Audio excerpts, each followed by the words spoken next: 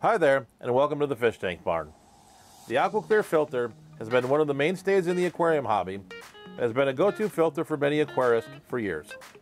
Recently, Fluval came out with a redesigned Aquaclear filter, so I went to my local PetSmart and purchased an AC70 to check it out and see what's changed.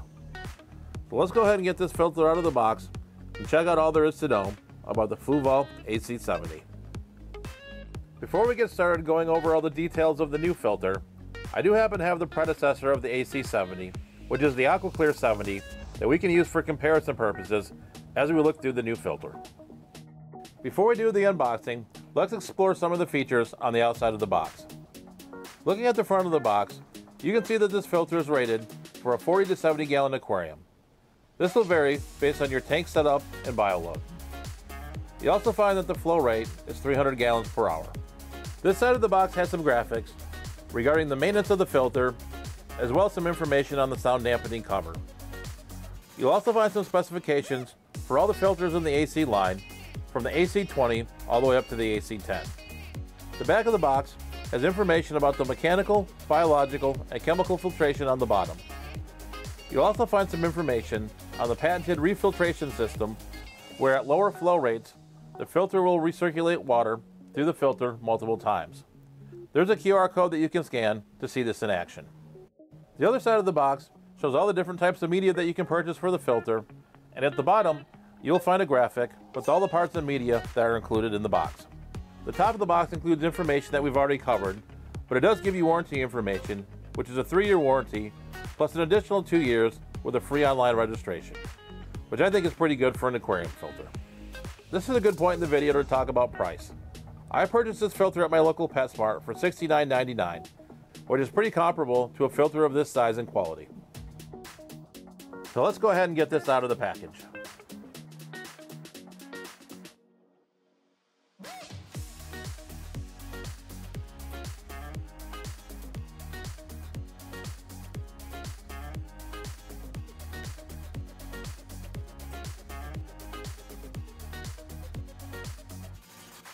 First, you have a card with the registration link, so you can get your additional 2 years of warranty. And then second, you have the owner's manual. The white box on the side contains your media. This will contain your sponge, a bag of activated carbon, and your biomedia. Getting to the actual unit itself, we have the lid and the uplift and overflow tubes.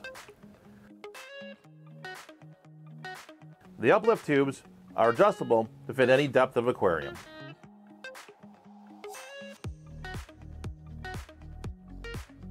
You also have a pre-filtered sponge, which will help eliminate snails and save fry from getting into your filter.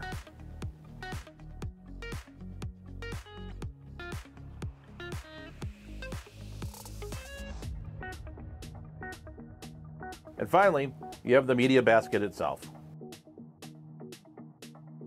Before we set up the filter in the tank, let's go ahead and take a look at the differences between the old Aquaclear 70 and the new AC70. The first difference is the overflow tube. The overflow tube has been redesigned, and as you can see, the new overflow is curved while the old one is straight. This is supposed to help with priming the pump, which has long been a complaint with the old Aquaclears. We'll go ahead and test this once we set it up in a tank. We'll go ahead and see if this design is comparable to a Seachem Tidal, which has the motor already located inside the tank, so it doesn't need to be primed. The end of the uplift tubes are different as well, and as you can see, the new filter has a wider end with larger holes. I'm assuming this is to help with flow rate and to make it a little bit easier to clean. Moving on to the actual filter itself, the plastic that the filter is manufactured with is a lot more flexible. And as you can see while I'm pushing on it, there's a lot more give on this plastic than there is on the plastic of the old filter, which is prone to breakage, especially if you dropped it with wet hands. The lid was also revised to add air holes that eliminated some of the rattling sounds from the old filter.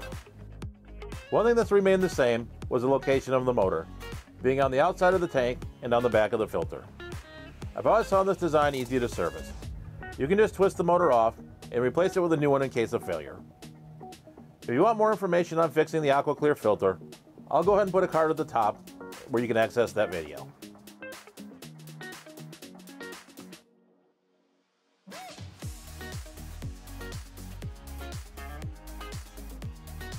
The way that you change the flow is also unchanged. You can just move the overflow tube closer or further away from the impeller. The media basket has also been redesigned with updated fins that will keep the sponge from floating up once the water is added. You can see with the old basket, there isn't anything holding the sponge down, so it has the potential to float upwards once water is added. If you put the sponge in the new basket, you can easily see that it's being held down by the fins. Definitely an improved design. Let's go ahead and get started setting up the filter. First, you're going to take your overflow tube. The taller side goes inside the filter. So you just pop it in here and it should snap into place.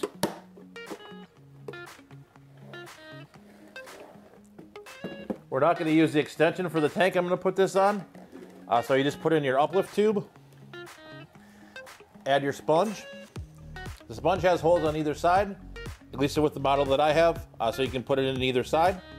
Just slides right on. We're going to set that aside for a moment.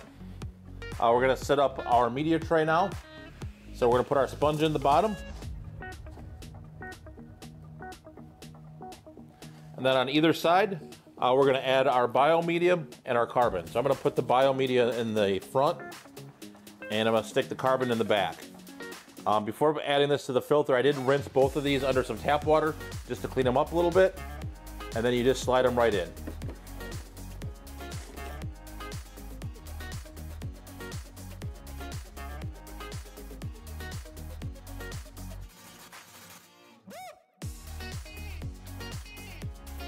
And your final step, go ahead and add your lid. And then you're all set and ready to go put this on your tank. Okay, we're now upstairs in the fish barn. I do have a 29-gallon tank right now that's empty that I went ahead and decided just to put this on to test it out. So right now I didn't put any water in the filter. It's just sitting here empty. So I'm gonna go ahead and plug it in and just see if it actually draws water. I really don't expect it to. I think initially you're gonna have to prime it, but let's go ahead and plug it in and see if we can actually get it to draw some water in. You can hear the motor running, but it is not drawing in any water. So I think you are definitely gonna have to prime it. So I'm gonna go ahead here and dump some water in, and hopefully we'll get it going here.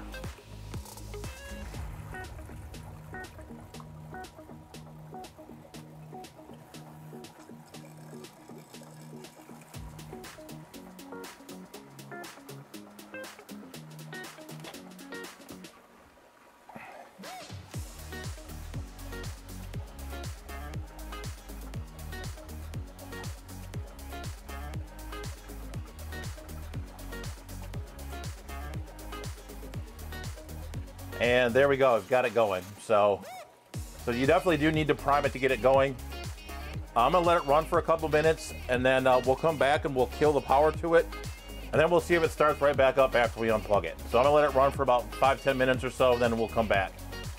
So in the meantime, let's adjust the flow and just see how that works. So I'm gonna move so that's max flow right there.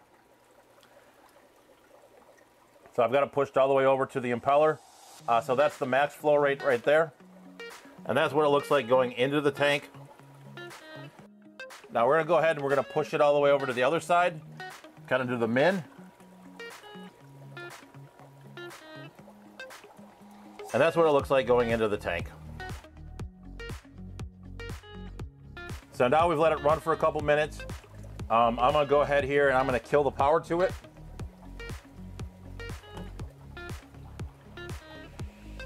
Power's completely off.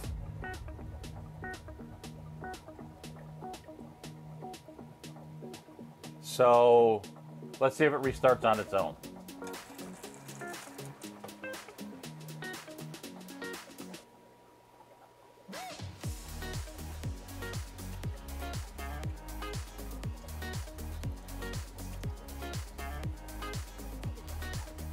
So I just left the power off for a couple of seconds and turned it back on, and that seemed to restart. So now I'm gonna go ahead and I'm gonna kill the power again, walk away for a few minutes, let everything drain out completely, and then see if it'll restart.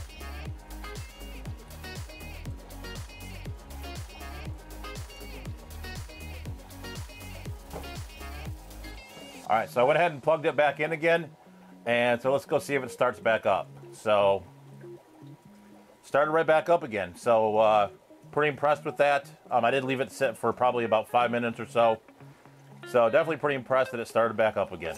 So now that we have the filter set up and running on the tank, let's talk about my final thoughts.